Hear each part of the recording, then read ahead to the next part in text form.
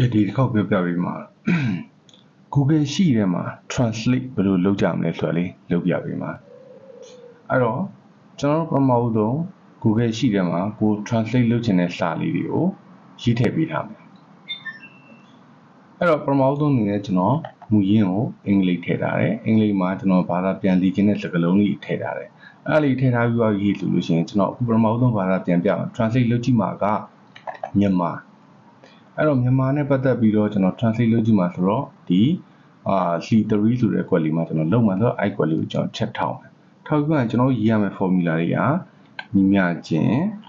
GOOGL Google လို့ပြီးရေးတာနဲ့အောက်မှာဒီမှာ Google Translate လို့ပြီးပေါ်လာပြီအဲ့ဒါလေးကိုချက်နှိပ်လိုက်ပြီးတော့ရေးလို့ရှိရင် dash ဘယ်ကွက်ကိုကျွန်တော်က translate လုပ်ချင်တာလဲပေါ့နော်အဲ့ဒါဆိုလို့ရှိရင်ကျွန်တော်ဒီမှာ hello ဆိုတဲ့စာရှိတယ် B3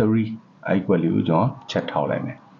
ပို့အောင်ရေးထည့်လိုက်ရအောင်နော် B3 ပေါ့ B3 ရေးပြီးရင်ကျွန်တော်ဆက်လုံးမှာ comma ပြီးရင် suit language ပထမဆုံးကျွန်တော်ရဲ့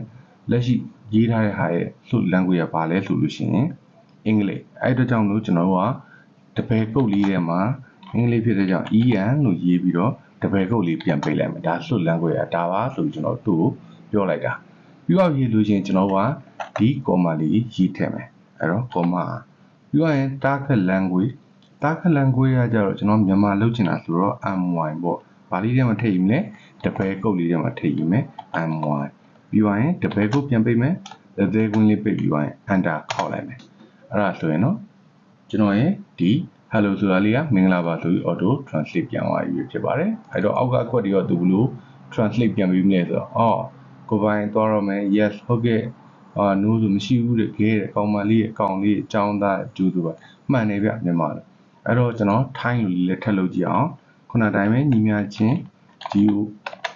GOOGL Google Translate ပြီးသွားလို့ရှိရင်ဒီကွက်ကိုလုပ်မယ် comma တပည့်ကုတ်ထဲမှာ en တပည့်ကုတ် comma တပည့်ကုတ်ထဲမှာ th ပေါ့နော်ထိုင်းဆို th ထိုင်းဆိုဟုတ်တယ်မလားတဲ့ကွန်းနဲ့ပြင်မယ် enter ခေါ်လိုက်မယ်မှန်သွားပြီဗျာနော်ဒါဆိုလို့ရှိရင်ခုနတိုင်းပဲအောက်ကို auto fill နဲ့ဆွဲခါကြည့်လိုက်မယ်မောက်ဟုတ်သွားပါပြီအဲ့တော့ဂျပန်ဆိုရင်ရောညီများချင်း GOO Google Translate လို့ရေးမယ်ပြီးသွားရင်ကျွန်တော်တို့ target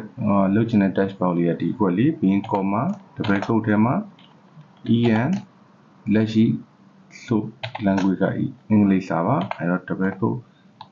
ပြီးတော့လို့ရှိရင်ဂျပန်ဆိုတော့ JA ပေါ့နော်တပည့်ကုတ်ပြီးရင်လက်ခွင်းလေးပိတ်ပြီး enter ခေါ်လိုက်မယ်ဝါဂျပန်နဲ့ဟိုမိုဒမလီပြီးမှကျွန်တော် translate တာတော့စစ်ကြည့်မယ်နော်နောက်ဒီခေါက်ကကျွန်တော်ကိုရီးယားလို့ရေးမယ်ညီများချင်း GOO Google Translate လုပ်ချင်တဲ့ကောင်က B3